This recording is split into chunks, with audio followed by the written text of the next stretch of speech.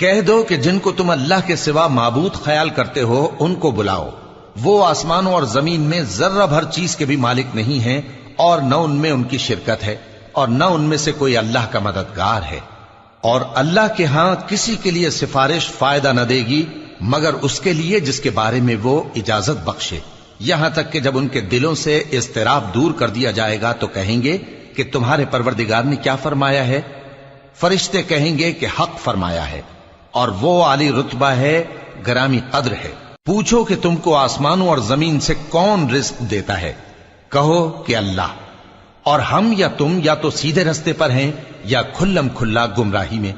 کہہ دو کہ نہ ہمارے گناہوں کی تم سے پرسش ہوگی اور نہ تمہارے اعمال کی ہم سے پرسش ہوگی۔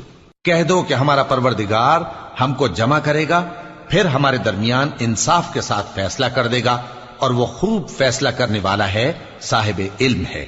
کہو کہ مجھے وہ لوگ تو دکھاؤ جن کو تم نے اللہ کا شریک بنا کر اس کے ساتھ ملا رکھا ہے۔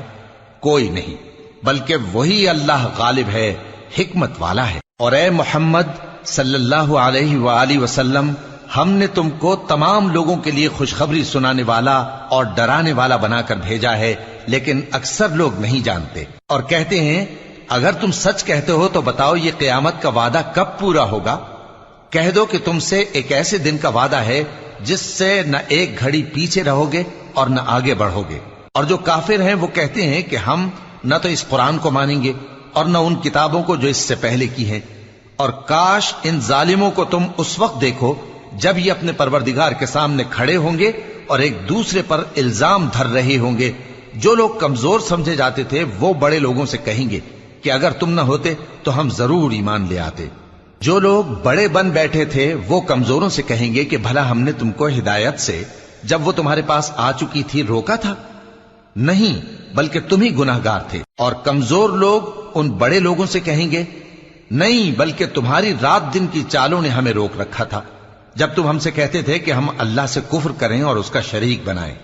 اور جب وہ عذاب کو دیکھیں گے تو دل میں پشیمان ہوں گے، اور ہم کافروں کی گردنوں میں طوق ڈال دیں گے، بس جو اعمال وہ کرتے تھے انہی کا ان کو بدلہ ملے گا۔ اور ہم نے جس بستی میں بھی کوئی ڈرانے والا بھیجا تو وہاں کے خوشحال لوگوں نے یہ ضرور کہا کہ تم لوگ جو چیز دے کر بھیجے گئے ہو ہم اس کو نہیں ماننے کے، اور یہ بھی کہنے لگے کہ ہم بہت سا مال اور اولاد رکھتے ہیں اور ہم کو عذاب نہیں ہوگا۔